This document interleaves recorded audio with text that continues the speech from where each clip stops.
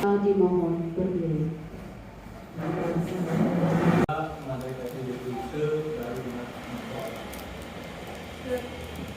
Nama saya Nyoman Priyadir dari Mudi Desa Timur. Jadi menjabat sebagai ketua BPD. Nama saya Made Mangun dari Banjar Dinas Desa selaku layanan kesehatan Posyandu. Nama saya Gede Kaprastio dari Mudi Desa Barat. Perkenalkan, nama saya Niketor Susunina Astiti dari Banjar Dinas Moncong sebagai peserta Ibu Hamil. Nama saya Iwaya Dukun di Moncong. Nama saya Rika Abdul, Banjar Dinas Moncong. Nama saya Dinasiati dari Badan Dinas Perangkat Karena Pembinaan Adminum. Nama saya Sutrisni, saya dari Dinas Perhubungan sebagai peserta. Nama saya Nikade Sumiati dari Banjar Dinas Penyiaran. Perkenalkan, nama saya Iwayan Subrana dari Banjar Dinas Pedaan Kajir sebagai peserta AGD. Nama saya Ibtu Darmawan dari Banjar Dinas Mudi Desa Timur sebagai anggota PAUD. Nama saya Nineng Awani, ada perwakilan orang tua yang bersekolah di PAUD. Nama saya Nikade Asli sebagai perwakilan dari orang tua PAUD. Nama saya Nibaya Umar Ani dari Unsur Layanan PAUD. Perkenalkan, nama saya Nikade Dian Utami sebagai guru PAUD. Yang mewakili dari pelayanan sanitasi pedalaman dari Banjar Dinas Perhubungan. Sejoli dari Badan Dinas Rasanya. Perkenalkan, nama saya Nyoman Baik dari Banjar Dinas Mudi Desa Barat. Nama saya Ignatius Juraida, anggota dari sanitasi dari Mudi Desa Timur. Yang Nyoman Isri dari Banjar Dinas Mudi Desa Barat. Provinsi Bali. Luas wilayah Desa Daerah Tengah 885.92.105 hektar RW. Lahan kering yang ada di Desa Daerah Tengah 627 hektar RW. Lahan sawah kosong. Jumlah penduduk per bulan Agustus 10.407 orang, di mana laki-laki 5.225 orang, perempuan 532 orang. Jumlah penduduk miskin yang ada di daerah tengah 5.829 orang. Jumlah wilayah dusun di daerah tengah yaitu 12 dusun. Jumlah Kemas lembaga kemasyarakatan 10 lembaga. Kesulitan geografis di daerah tengah yaitu sedang. Pemerintahan perangkat desa, kepala desa yaitu Pak Jero Ketum Ade. Sekretaris Sebenarnya belum ada, karena layanan sanitasi memang belum ada. Jadi sebelum kami jujur dalam lomba ini, jujur dulu dalam diri sendiri, kayak gitu Pak ya.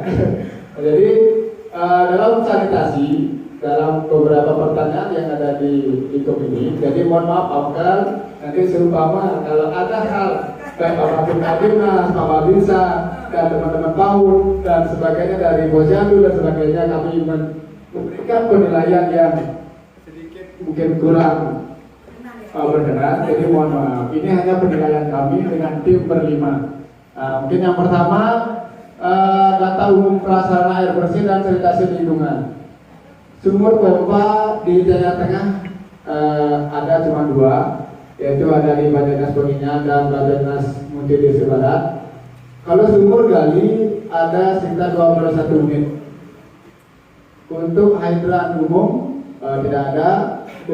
Karena mungkin kurangnya sosialisasi kepada masyarakat bahwa PAUD ini milik desa. Jadi dimohon untuk bapak-bapak kadus atau perangkat desa, anak-anak yang ada di lingkungan Tianyar Tengah khususnya agar diarahkan untuk bersekolah di PAUD atau di TK Ratuayu, karena itu milik kita, milik desa Tianyar Tengah atau aset desa, begitu. Terus sekarang ketersediaan sarana prasarana yang memadai. Di sini kriterianya adalah tempat layanan, diantaranya gedung, ruang guru, ruang bermain, dan ruang UKS. Saya jawab ada, tetapi kondisinya ruang UKS yang belum ada. Jadi saya tulis di sini tidak memuaskan. Di sini untuk gedung memang agak tidak memuaskan ya, karena tidak ada ruang UKS. Terus atapnya itu sudah pada jebol dan WC yang tidak layak pakai. Jadi itu yang tulis tidak memuaskan untuk gedungnya, ke tempat pelayanannya. Sekarang di fasilitas tempat layanan yang termasuk di sini adalah meja, kursi, ATK, alat komunikasi, rak buku, listrik, air, dan lain-lain.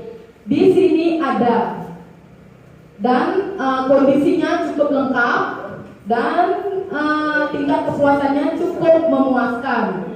Tentang unit pengelola atau WTA air bersih dan sanitasi lingkungan desa, itu kami merasa belum memuaskan karena unit pengelola sampah tak terbatas. Nah, rencana kegiatan yang kami ajukan dari desa akan selalu berjuang dengan mengajukan untuk permohonan bantuan program pembangunan unit pengelola atau badan pengelola ke pihak kabupaten, provinsi atau pusat. Itu rencana kegiatan yang saya prioritaskan. Untuk pelaksanaan itu tetap dari Pemdes. Kalau waktu pelaksananya, kalau bisa menginginkan dari Pemdes itu agar tahun 2023-2024 itu terangnya prioritas, sangat prioritas. Untuk yang kedua tentang sanitarian rasa belum ada, biasa kami belum ada. Untuk rencana kegiatan, pemerintah desa akan melakukan pembentukan sanitarian. Itu pelaksana Pemdes. Untuk pelaksana sama 2023 sampai 2024. Itu keterangannya prioritas. Untuk ketiga, Bumdes belum aktif atau maksimal. Rencana kegiatan yang kami berhubung berlima itu berharap pemerintah desa mulai dengan pembentukan pengurus yang baru dan pencermatan terhadap ADART dengan tujuan menyesuaikan terhadap kebutuhan saya saat ini. Contoh minimal bisa dia IT. Gitu. Selama ini mungkin belum bisa IT, sekarang gimana caranya untuk ini pengurus yang baru kenal IT. Itu pelaksanaan Pemdes. Waktu pelaksanaan 2023 sampai 2024 keterangan prioritas. Yang keempat, sarana air bersih. Mata air tidak temu atau tandang sebab sambungan rumah, bak penampungan. Itu rencana kegiatan Pemdes agar lebih memprioritaskan dalam pembangunan desa dulu, bak penampungan demi mewujudkan layanan air bersih. Untuk pelaksanaan Pemdes, waktu pelaksanaan 2023 sampai 2024 keterangan prioritas. Nomor 5, tersedianya sanitasi komunal berkualitas seperti MCK umum, IPAL komunal. Rencana Pemdes dengan berjenjang untuk menganggarkan dalam pembangunan sanitasi komunal. Untuk pelaksanaannya adalah Pemdes. Waktu pelaksanaan tahun 2023 sampai 2024. Itu keterangannya adalah prioritas. Nomor 6 tentang subsidi desa. Kami berharap adanya subsidi dari desa, seperti subsidi tentang pembangunan untuk pembayaran listrik dan air per kubiknya. Itu permintaan rencana kegiatan tentang subsidi desa untuk sanitasi untuk pelaksanaan Pemdes. Waktu pelaksanaan pada tahun 2023 sampai 2024 untuk prioritas. Yang ketujuh, intensitas kehadiran warga di tempat layanan MCK.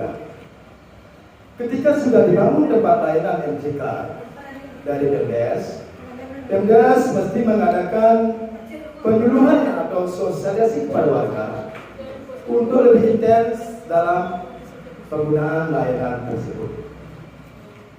untuk pelaksana PMDes dan kader sanitasi. Itu waktu pelaksanaan adalah tahun 2023-2024. Keterangan itu penyesuaian dengan anggaran yang ada. Yang ke-8 adalah pendanaan partisipatif. Berharap kepada unit pengelola air bersih agar lebih intens dalam pendanaan kepada warga yang belum tersentuh dari layanan air bersih tersebut. Itu pelaksananya adalah unit pengelola dan kader. Waktu pelaksananya tahun 2023 sampai 2024. Keterangannya adalah menyesuaikan dengan anggaran yang ada. Yang ke-9, advokasi anggaran air bersih dan sanitasi. Pemerintah desa agar lebih memotivasi atau mengajak warga dalam advokasi anggaran air bersih dan sanitasi. Itu untuk pelaksananya adalah PMDes, kader sanitasi dan pengelola. Waktu pelaksananya adalah tahun 2023 sampai 2024. Keterangan adalah penyesuaian dengan anggaran. Regulasi desa berharap pada PMDes selalu menegakkan regulasi desa terhadap pengurus atau pengelola air bersih demi menjaga legalitasnya atau menerbitkan SK atau perkades. Itu pelaksanaan PMDes. Waktu pelaksanaan 2023 sampai 2024 ini penting sekali, penting. Yang terakhir, ini untuk membangun ekonomi berbasis air dan sampah ART. Kami bagaimana berharap kepada pemuda desa dengan mengaktifkan kembali BUMDes bisa membangun ekonomi berbasis air dan sampah rumah tangga seperti bekerja sama seperti PAMSIMAS. Kalau dikelola oleh PMDes bisa meningkatkan PHD kita, itu penanganan desa. Nah, itu yang saya kepada PMDes. Nah, ini untuk pelaksananya adalah PMDes. Waktu pelaksanaan 2023 sampai 2024 keterangannya sangat prioritas. Terima kasih. Mohon maaf kalau ada yang salah kata Pak Mokal. Terima kasih. Nah, sekarang Tiang bicara tentang atau saya bicara tentang rencana tindak lanjut kegiatan uji coba scorecard akuntabilitas sosial di Desa Tianyar Tengah. Sekarang ini di bidang layanan PAUD. Yang pertama, kondisi saat ini jumlah atau calon siswa masih sedikit atau kurang maksimal jumlahnya. Dan rencana kegiatan mengadakan sosialisasi secara tetap dan bertahap di setiap kesempatan dan di awal tahun ajaran baru, baik melalui media lisan, tulisan, dan media sosial. Maksudnya di sini, di rencana kegiatan ini, jika ada rapat atau musdes itu bisa tolong dibantu. Lalu pelaksananya di sini adalah kepala sekolah, guru, tenaga pendidik, staf desa. Di sana juga ada kadus dan tokoh masyarakat. Waktu pelaksanaan musdes dan atau rapat-rapat yang lainnya. Keterangannya di sini harus dilaksanakan setidaknya mulai tahun ajaran baru 2023-2024. Lalu yang kedua, atap gedung sekolah yang sudah mulai jebol, WC yang sudah tidak layak pakai, halaman sekolah yang kurang teduh, dan APE luar yang sudah berkarat dan rusak, serta kesejahteraan guru atau pendidik diperhatikan.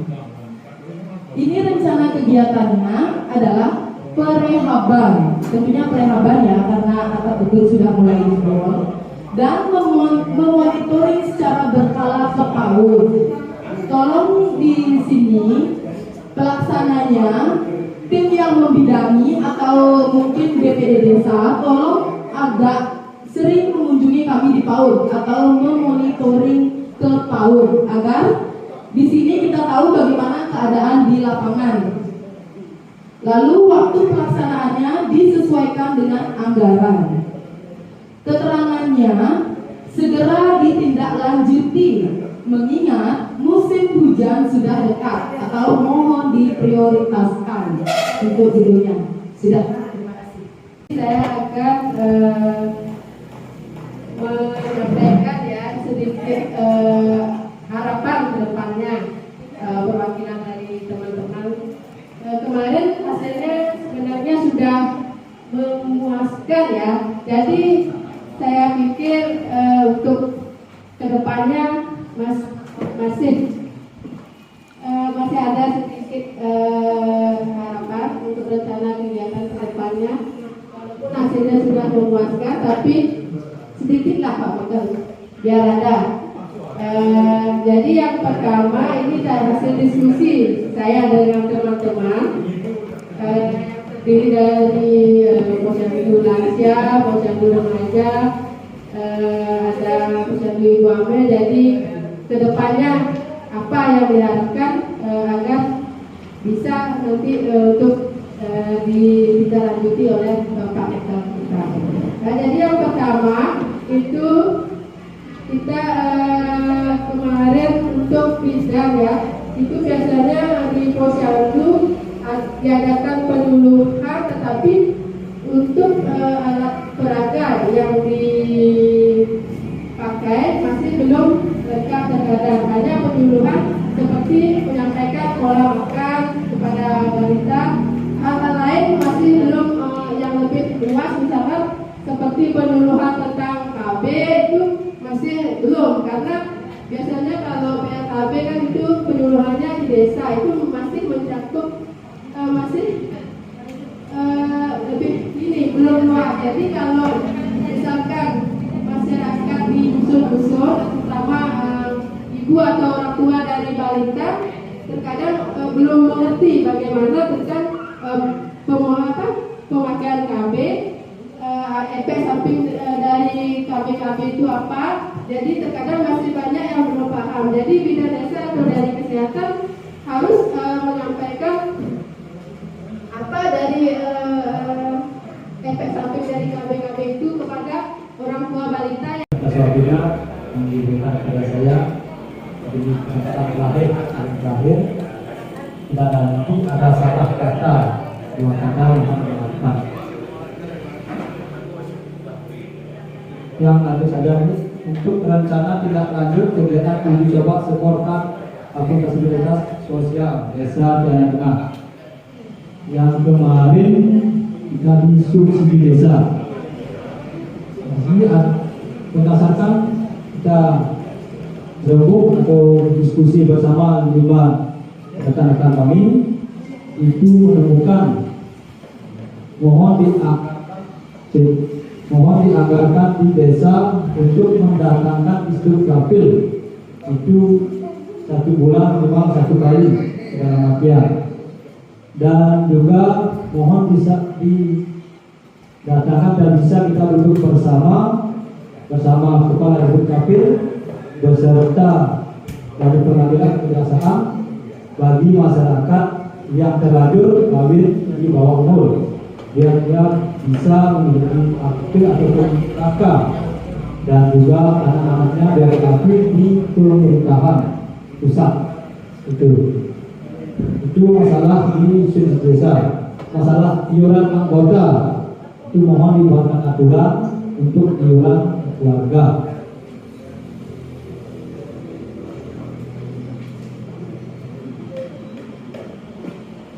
Ini yang untuk buku mutasi produk, di mana selama ini mungkin secara administrasi buku-buku di sini dijadikan satu dalam satu register. Dan keharapan kami mohon dianggarkan juga untuk buku rak biar terdata dengan rapi. Buku mutasi produk ini sangat-sangat penting biar saat ada pedoman dari pemerintahan pusat datang biar kita lebih gampang untuk mencari dan menunjukkan bahwa secara pemerintahan, secara administrasi di sini sudah mulai berkembang.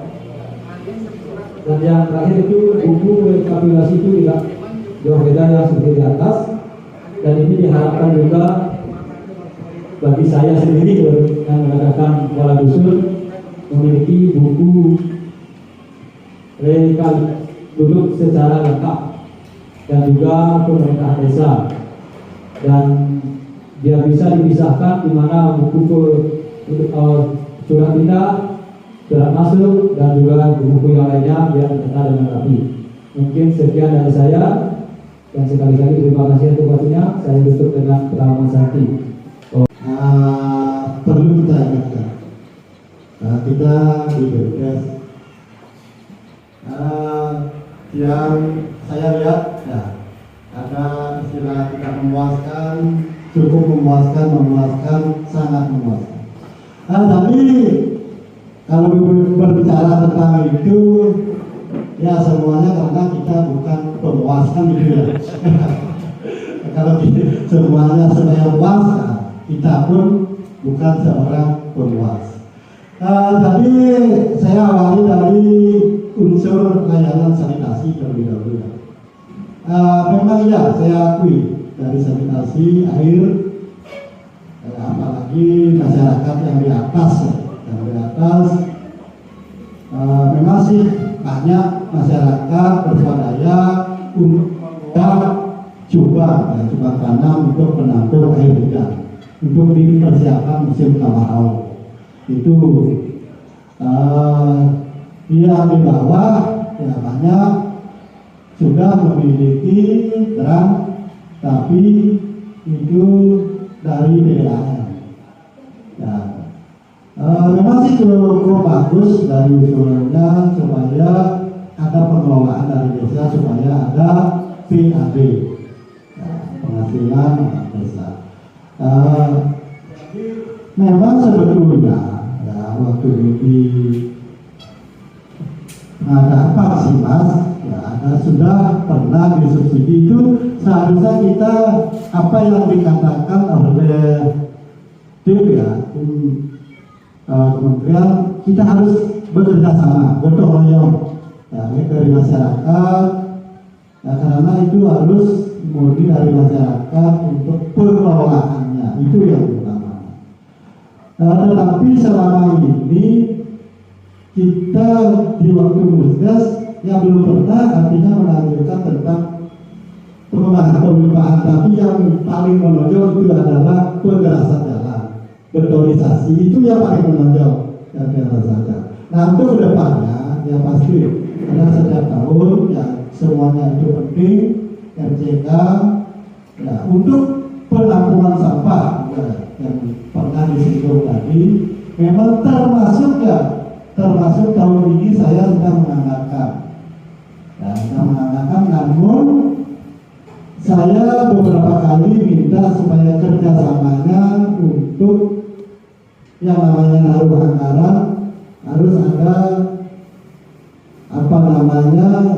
surat pernyataan pembebasan atau simpan guna pakai ya.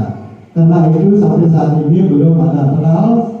Di tahun ini juga saya sudah menganggarkan itu untuk TPA-nya, tetapi ya masih belum bisa kita laksanakan karena terbentur dengan lahannya yang kita sulit juga. Nah, jadi itu. Kalau memang MBK berbicara RCK di atas banyak Pak kekurangan apa, memang itulah adanya. Kalau memang itu dibuat MCK, kalau tidak ada air, ya mubazir, masih nanti masyarakat dikubur ya ini ya, sepertinya BAP-nya. Nah itu yang bisa ininya, tapi tetap saya akan tampung, ya mudah-mudahan di tahun 2023-2024 karena di 2023, nah artinya di Januari masa jabatan saya sudah habis. Nah, mudah-mudahan tetap saya dalam di tahun 2000 perencanaannya di 2022 untuk pelaksanaan di 2023 akan dilakukan. Nah itu di unsur pelayanan. Nah jadi lanjut ke unsur layanan. Ya, di PAUD sebetulnya setiap tahun ya ada anggaran di sana, baik dari subsidi pakaian siswa, memang sih tetap dari ATK dan setiap tahun ada. Namun dari bangunan atau gedung di PAUD ya karena lahannya kita belum kemungkinan di 2023 dikelirkan terdahulu lahannya ya, nah langsung itu dianggarkan untuk bangunannya ya direhab karena bicara BPD terlebih dahulu sebelumnya, kalau memang lahannya belum clear, artinya belum sepenuhnya milik desa, jangan terlebih dahulu membangun. Itu mengundang masalah ke depannya. Memangnya, kalau memangnya lahannya belum clear, kita ujung-ujungnya membangun, nah ke depannya ada masalah, kita yang sulit. Ya, makanya lahannya di-clearkan terlebih dahulu. Jadi itu untuk di PAUD. Memang sih banyak kekurangan yang di PAUD. Dan baik dari tentunya dari halaman itu harus seperti yang saya katakan tadi, itu harus kita bergotong royong. Untuk menanam pokok di halaman kita harus jangan mengandalkan di desa saja. Kita di masyarakat harus bekerja sama. Nah itu di PAUD. Nah terus dari unsur layanan posyandu, memang sih dari visi saya ya sebelum saya dari waktu itu menjadi calon, visi saya adalah SDM. Nah itu seperti di Bali, SDM itu seger dua megahir. Artinya seger dalam artian itu adalah kesehatan. Ya kita harus sehat. Ya sehat. Nah, kalau memang kita berbicara sehat, tentu saja ada dari kesehatan, posyandu, postur. Apresiasi cukup bagus kegiatan ini karena karena kegiatan ini berdampak meningkatkan kualitas daripada peserta latihan untuk menindaklanjuti kegiatan ini ke desa. Pertama, rancangan hasil tindak lanjut itu tertuju pada rancangan peraturan desa, rancangan yang kurang terserap oleh masyarakat itu bisa diusulkan ke kepala desa. Nanti kalau intinya ini mungkin ke tim RKP. Dia ke RKP yang bisa diusulkan nantinya sesuai dengan dana desa, sesuai dengan anggaran yang ada di desa, mungkin bisa dimasukkan dalam perancangan RKP.